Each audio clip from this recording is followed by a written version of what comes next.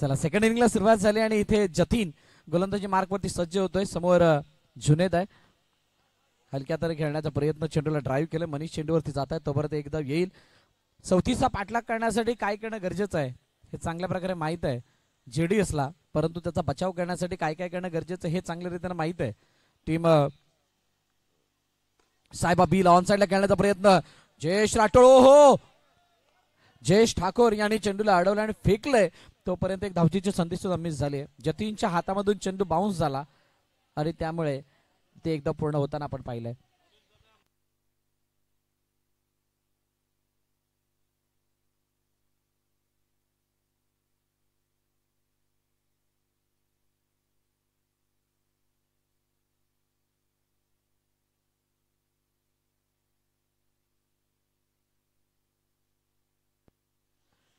इथे पार्टिसिपेट करणाऱ्या सर्व टीम्सना विनंती आहे की आपण आपल्या प्रवेशादरम्यानच्या ज्या काही फॉर्मॅलिटीज आहेत त्या कंप्लीट करा, अशी आयोजन कमिटीच्या वतीने विनंती करण्यात येते. प्रवेशादरम्यानच्या काही फॉर्मॅलिटीज आहेत त्या सर्व संघाने कंप्लीट करायच्या आहेत.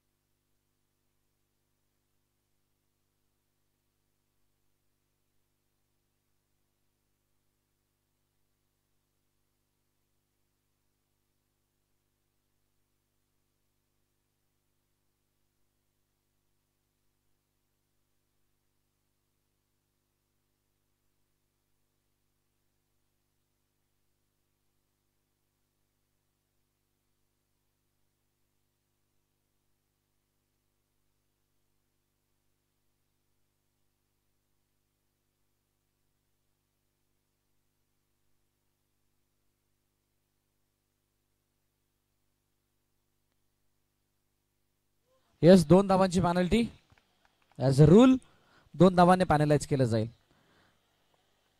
बघा काही नियम आहेत आणि त्याचा अवलंब करणं सर्वांना गरजेचं आहे. 3 चेंडूचा खेळ झालाय आणि 2 धावा ऍड केल्या जातील धावफलकामध्ये. 5 धावा धावफलकावरती. 3 चेंडूचा खेळ झालाय. जतीन समोर यावेळेला मायनस केल्या जातील. 1 रन होईल. 5 नाही, 1 रन 2 रन मायनस केले जाणार. आणि इथे धावचीची संधी असताना जतीनने जाऊन बेल सोडवल्यात, म्हणजेच जुनेद बाद झालाय आणि पहिला आदरा JDSला. फक्त एकच धावफलकावरती आहे आणि चेंडूचा खेळ झालाय 4. चांगली गोलंदाजी जतीनने. मागील मॅच मध्ये झालेल्या चुका इथे सुधारल्यात साहेबा बीने आणि म्हणूनच वरचढ आहेत या मॅच मध्ये साहेबा बीचे खेळाडू. नवीन फलंदाज मैदानाच्या दिशेने दाखल होतोय. साहिल. जतीनचा हा चेंडू हळूवार पद्धतीने ड्राईव्ह केलाय.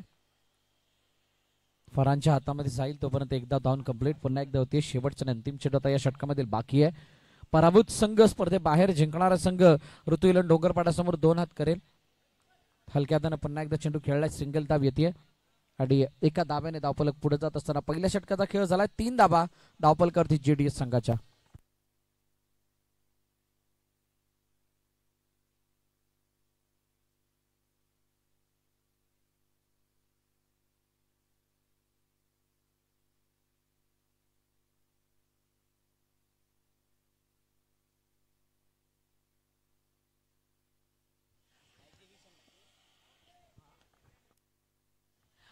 पहिला चेंडू जयेश ठाकूरचा ऑनसाइडला खेळण्याचा प्रयत्न. प्रतिभावान गोलंदाज आहे, एक्सपिरियन्स प्लेयर. साहेबा बी मध्ये सर्वाधिक जास्त अनुभव त्याला असा खेळाडू. No ball. ये बहुत बड़ी गलती है. नो +1 अशा 2 धावा.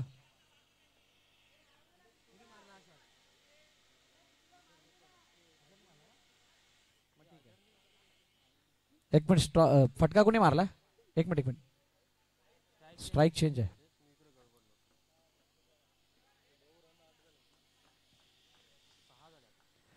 धावपलकरती धाबा 6 आहेत. एकाच चेंडूचा खेळ झाला. जयेश ठाकूर पुन्हा एकदा अज्जू समोर बॅकफुट जाऊन खेळण्याचा प्रयत्न समोरच्या दिशेने चांगली फिल्डिंग बॅक केलंय मुस्तफा खान म्हणजेच गुड्डूने आणि फेकी सुद्धा केली आहे.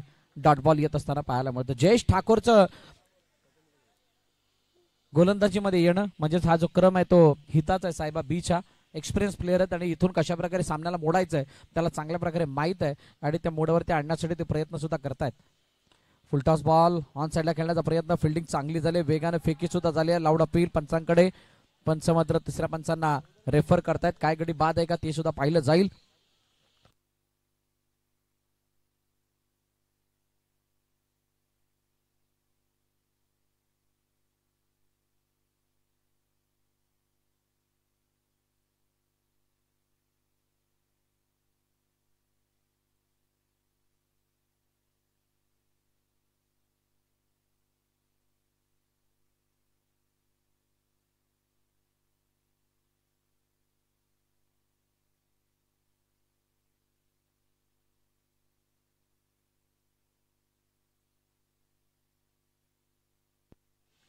चला फलंदाज बाद आणि फलंदाज बाद झाल्यानंतर अज्जूला माघारी परतावं लागते. त्याची जागा घेण्यासाठी रहीम हा मैदानाच्या आतमध्ये येऊन दाखल होईल.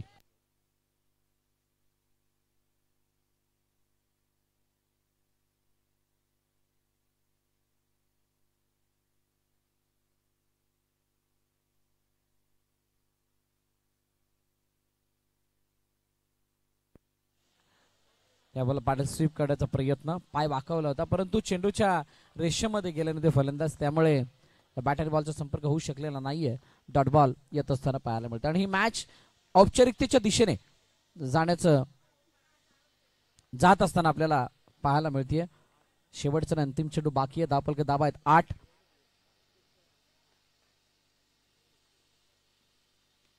दिशा देण्याचा प्रयत्न. सिंगलसाठी चेंडू खेळलाय. एक धाव मात्र धावून कंप्लीट केली जाते. 2 षटकाचा खेळानंतर 9 धाबा धावफलकावरती आहेत आणि 12 चेंडूचा खेळ शिल्लक असताना अजूनही 25 धाबांची गरज आहे सामना जिंकण्यासाठी जेडीएसला.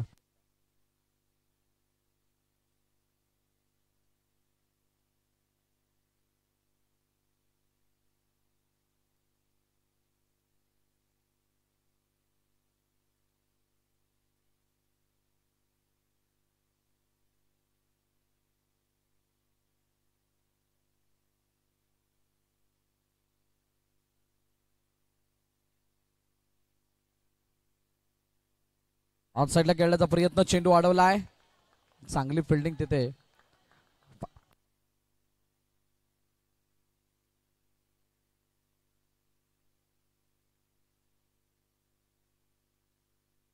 हो बॅटची एज घेऊन या वेळेला चेंडू यष्टांवरती आदळलाय आणि बाद होतोय रहीम. अजून एक आदरा जेडीएसला.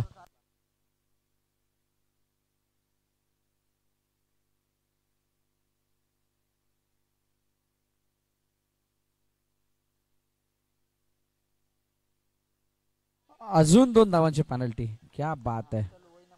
धावा वाढत चालल्यात आणि सामन्यामधलं दृश्य थोडस बदलत असताना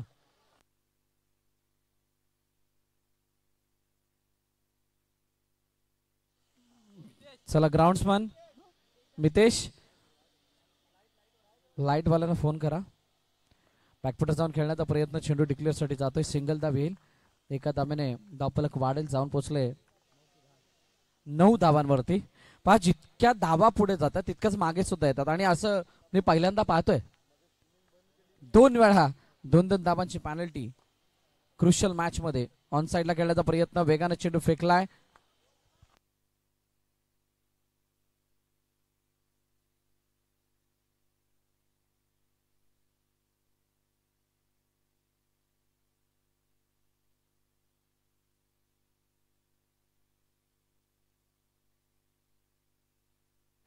समोरच्या दिशेने वाडा शॉट जबरदस्त फटका एक्झिक्यूट केला आरूच्या समोरून, बाजूने निघून गेला आणि आरू बघ्याच्या भूमिकेमध्ये राहिला. 4 धाबा धावपलकरती, 14 धाबा धावपलकरती आहेत. अजूनही 6 चेंडू आणि 7 चेंडू आणि 20 धाबांची गरज आहे. 7 मध्ये 20. आरूचा पुढील चेंडू बॅकफुट जाऊन खेळलाय, चेंडू हातामध्ये, अतिशय चांगला चेंडू जतीनने टिपला. विकेट येईल आणि फलंदाज राजा सुद्धा बाद.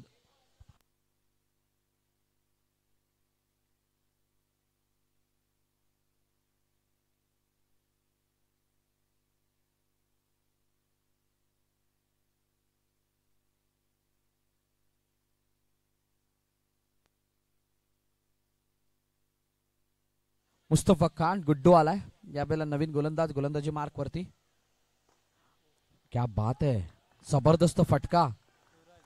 आणि साहिलचा हा फटका मात्र झेल टिपत असताना सूरज त्या ठिकाणी सुंदर झेल, गडी बाद.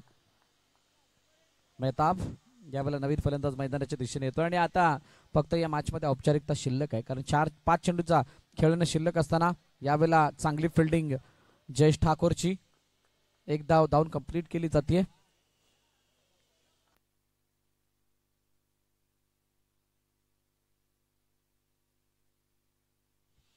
ऑन साईडला चेंडू अडवलाय, फेकी सुद्धा झाली आहे. बॅकअप चांगलं होतं आणि त्या बॅकअप असताना इथे 1 धाव्याने धावफलक पुढे जाईल.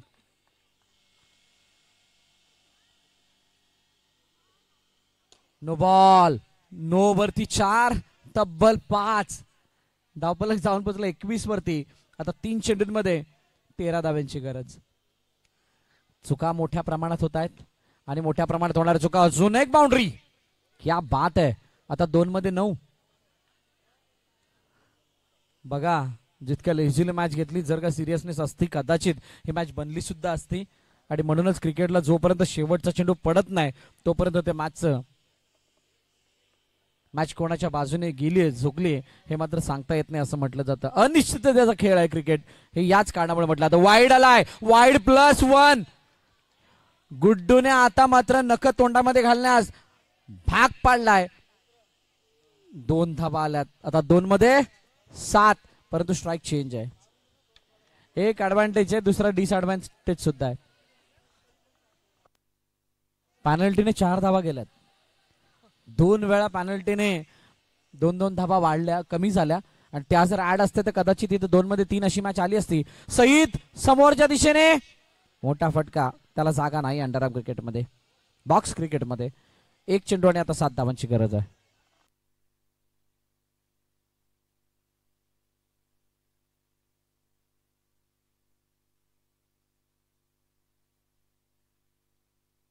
पहा सामना गेला कुठे. काही एक्स्ट्रा बॉल आले होते, त्याचा फायदा उचलू शकले नाहीयेत. 2-2 4 धावांची तब्बल पॅनल्टी आणि या सर्व गोष्टीने हा सामना